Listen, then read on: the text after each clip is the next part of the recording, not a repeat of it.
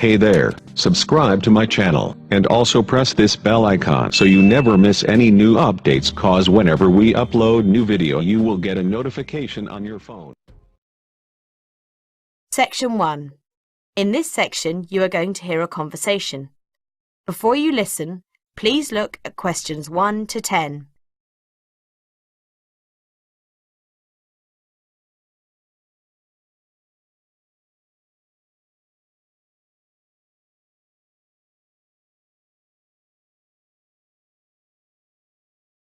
Now listen to the conversation and answer questions 1 to 10. Good morning. What should I do for you?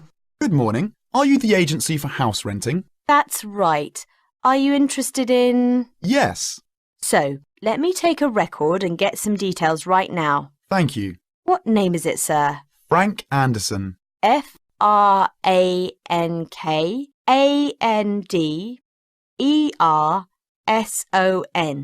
right? Yes. And your phone number, Mr. Anderson? 674-9328. But I'm only there after about 5 p.m. So, when would be the best time to catch you? I suppose between 6 and 8 p.m. OK. Can I ask your requirements? For example, which area do you think you would prefer? Yes, better in the centre of the city. I think that must be more convenient. And how long do you plan to rent? You know, according to the rules of our agency, the rent time should go up to half a year at least. That won't be a problem. My family is going to stay for at least 2 years. And we may even get an extension if feeling good. Fine. We'll surely try to find the most suitable house for you. What is your expected price? I was thinking in terms of about £500 a month, but I'd go up with 100 more if it is something special. Got it. These houses in particular fit your requirements perfectly, and here is their information. Good. I can't quite understand the notices here. Would you please explain to me? Certainly. The first house is in Cranston Street with 4 bedrooms, 2 balconies, a kitchen, a bathroom and a garage. What's more, it has a large garden behind the house, somewhere you could sit and is peaceful. It's quite attractive to own a personal garage, but I'd probably waste the large garden. I'm always too busy to clear up. I need to think it over.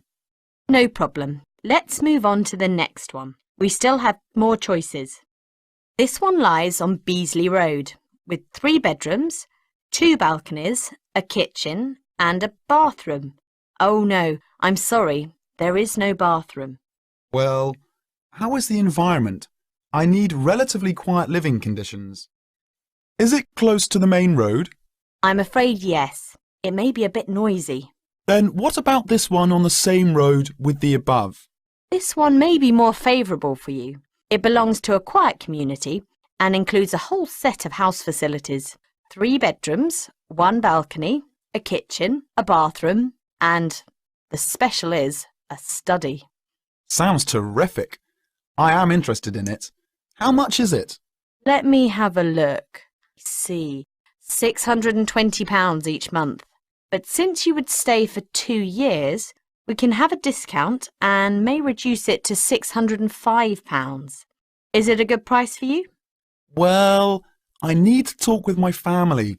£605 still exceeds my budget. Would you please find a cheaper one if that's possible? What about this? It lies in the Silverton Road with 3 bedrooms, 2 balconies, a kitchen and a bathroom. The community is off the road but still very convenient. Beside the basic construction, it has a sports centre with a swimming pool, a little museum and a centre hall. But you can only enter the hall with a registration of membership. There used to be a small cinema too, while for certain factors it was shut down last month. Oh, good. I like sports very much and I think this is exactly what I'm looking for. Then how much will it cost to rent? Let me check it. £565 each month. As you will rent for 2 years, then we will offer you a 90% discount. That's £508 per month. It's a moderate price. OK, I'd like to take it. But when shall I have a look at the house? We will contact the landlady soon. And when would you want it for? I'd like to move in approximately 2 weeks. I've got it. Please wait for our reply within 2 days. I will call you in your available time. That is the end of section 1. You now have half a minute to check your answers.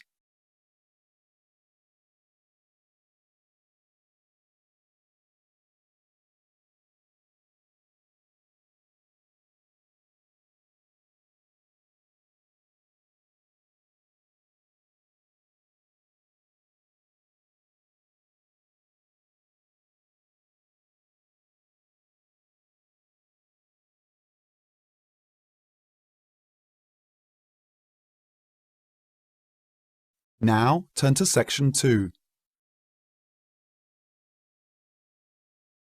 Section 2. In this section, you are going to hear a lecture. Before you listen, please look at questions 11 to 20.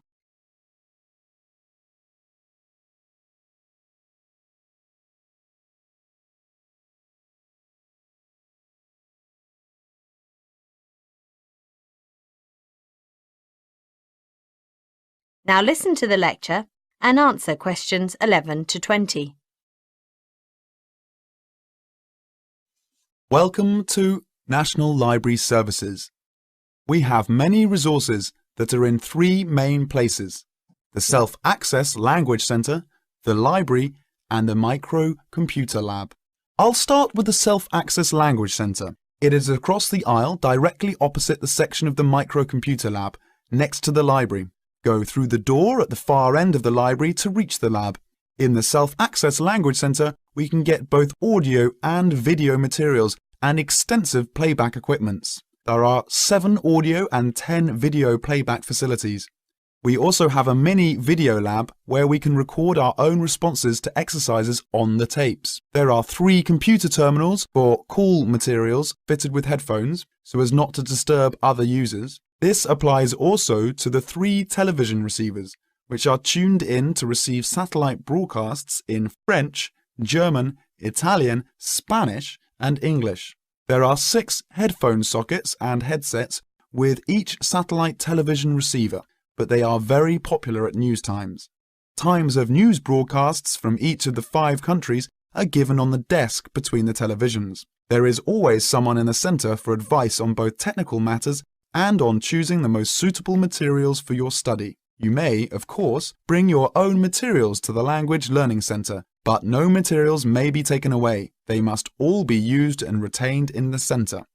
Finally, the centre is open at 10 a.m. and closed at 3 p.m. on Saturday and Sunday.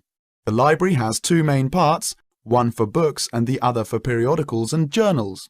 The books are in 2 categories: general loan and reference, that means only reading in the library. Up to 3 general loan books may be taken out for up to 2 weeks by full-time students. Loans may be continued if someone has requested the book on the internet. Please pay attention to this rule that some of the most popular books are only available on 24-hour loan. The other category, which includes extensive range of dictionaries, is available for reference only. They may not be taken out of the library for any reason. All titles can be located using our Biblitas cataloging system. There are 13 computer terminals linked to Biblitas and publications under author and title, and both are listed by microfiche catalogs that are very easy to use. The Biblitas system has the advantage of having a separate subject index.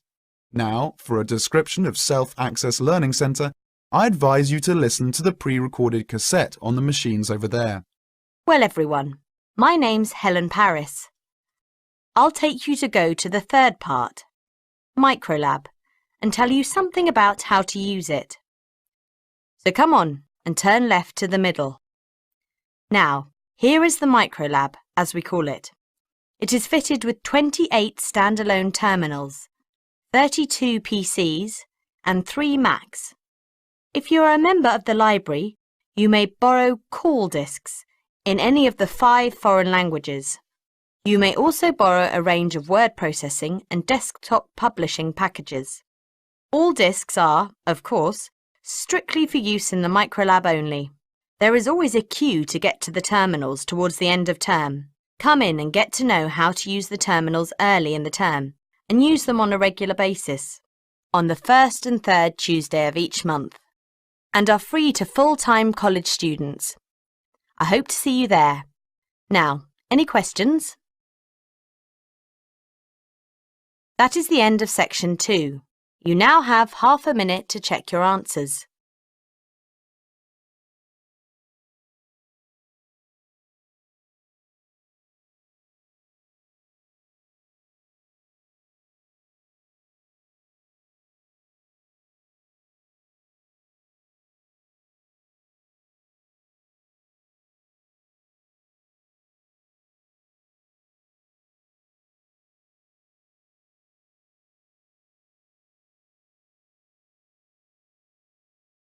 Now turn to section 3.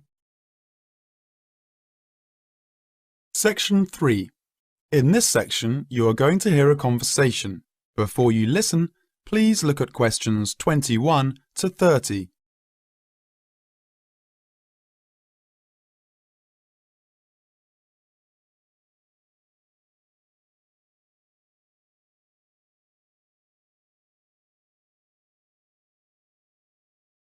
Now listen to the conversation and answer questions 21 to 30. Welcome to the new term. Hope you've had a good time in your vacation. Maybe you're looking forward to writing your dissertation. Now, in this section, you have an opportunity to ask questions on writing the dissertation. Requirements, milestones, who to see when you're in need of help. It's very informal. It may be written on paper, but it's nice to get it confirmed. So, anything you'd like to ask? Dr. Eric, is there a fixed hand-in date yet? Yes, I will confirm that that's June 13th. OK, Tammy? What about the word limit? Well, we try to be pretty flexible on this, but in broad terms, it's 15,000 to 20,000. Ah. And you can choose your topics. I still have no idea about it. Who?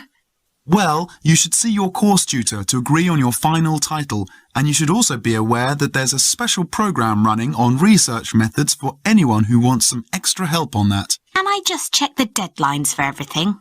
Yes, sure. Look, let me write it on the board when the different stages have to be completed. First of all, you've got to work on your basic bibliography, and that's due in to your course tutor by February 1st, which is just 2 weeks away.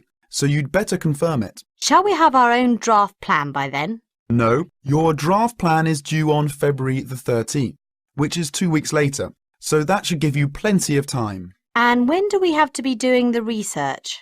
That's over a 1-month period, essentially February to March. And the write-up? Well, you can't really start writing until you've got quite a bit of research done, so that's really March to May, with the hand-in on the 21st. Any more questions? Well, sir, just some advice, really. It's about computers. Would you advise us to buy one? What can I say, Karen? It's a massive expense, but I really feel that it will be of great benefit. You can always look in the Student Union Fellows for second-hand ones. Yes? I've been looking at some of last year's dissertations. Is that a good idea, sir? I read... Well, I don't think you should read them in detail too early, or you might end up taking more of their ideas than you realise. But yes, it really is the best guide you can have to the expectations of what's expected when you write a dissertation. Sorry, Tammy, I interrupted you. That's okay. It's just that they did a lot of research using questionnaires. Is that a good idea? I think questionnaires are very good at telling you how people feel in questionnaires. But to be frank, they tell you very little else. Avoid them. About interviews. Is it okay if we interview you?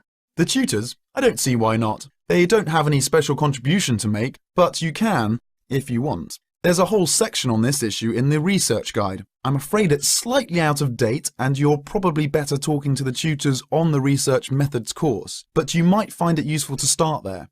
OK, thanks. OK, well, great. I hope that sorted a few things out. You can always come and see me or drop me a note if you've got any more queries. Fine. OK, thanks. That is the end of section 3. You now have half a minute to check your answers.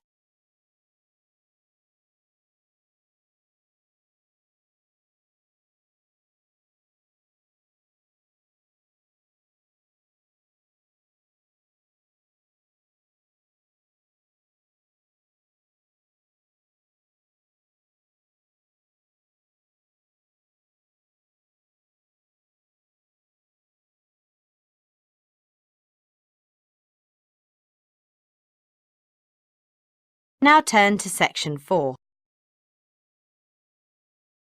Section 4. In this section, you are going to hear a lecture. Questions 31 to 40 are based on the lecture. Before you listen, please look at questions 31 to 40.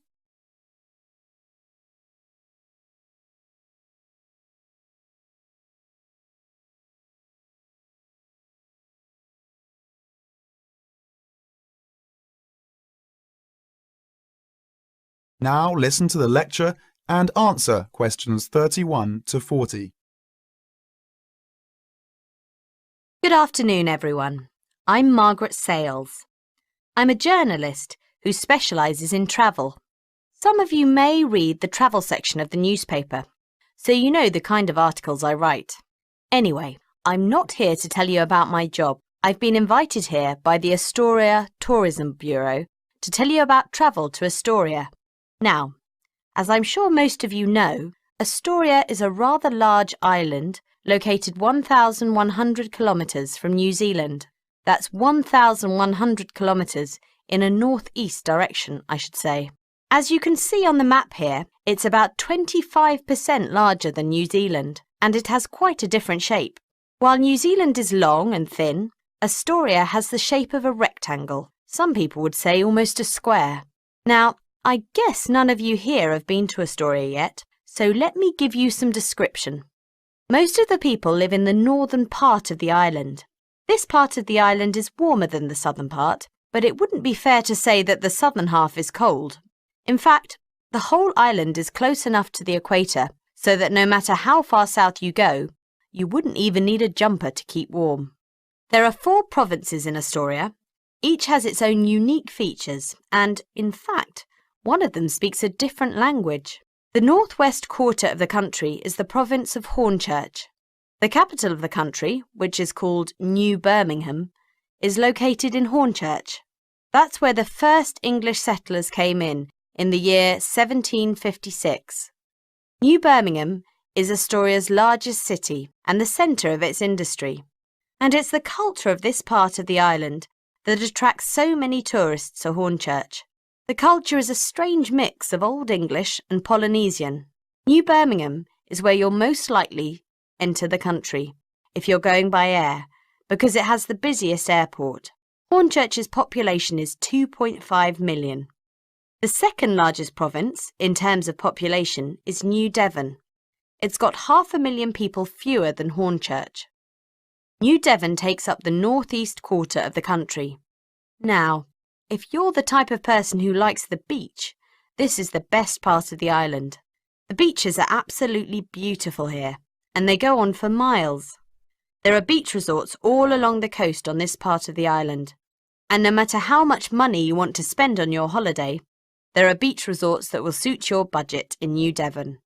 South of New Devon is the province of Anglesark. This is the most mountainous part of Astoria, and the least populated. Only 250,000 people live here. The mountains in Anglesark are well known for their hot springs, and many Astorians, as well as tourists, go there to rest and relax in the mineral bath. The hot springs are probably the best reason to visit the province, especially if you want to get away from more crowded beaches on the northeastern part of the island. But take along a good pair of hiking boots if you want to take advantage of the wonderful bushwalking in the Anglesark Mountains. The 4th province of Astoria is in the southwest quarter of the island. It's called New Albion. Now, that may sound deceptively English, but actually that's not the language you're likely to hear in New Albion. Although the English were the first Europeans to come to Astoria, explorers from Spain came only a few months later, and they settled in this part of the island. Today, Spanish is still the main language in New Albion. while people in the other 3 provinces communicate in English. Overseas visitors like to come to New Albion to indulge in one of Astoria's more famous agricultural products, wine. I'm sure you know that Astoria's wines are considered to be some of the best in the world. Well, all of the wine produced in Astoria is made in New Albion because the weather here is perfect for it. Warm days and cool nights, but not too humid. By the way, New Albion has the only other international airport in Astoria, so it's possible to arrive there first if you're going by air. OK, I've briefly told you about the place. Now let me show you some slides, and then I'll tell you about the prices and travel arrangements. That is the end of section 4. You now have half a minute to check your answers.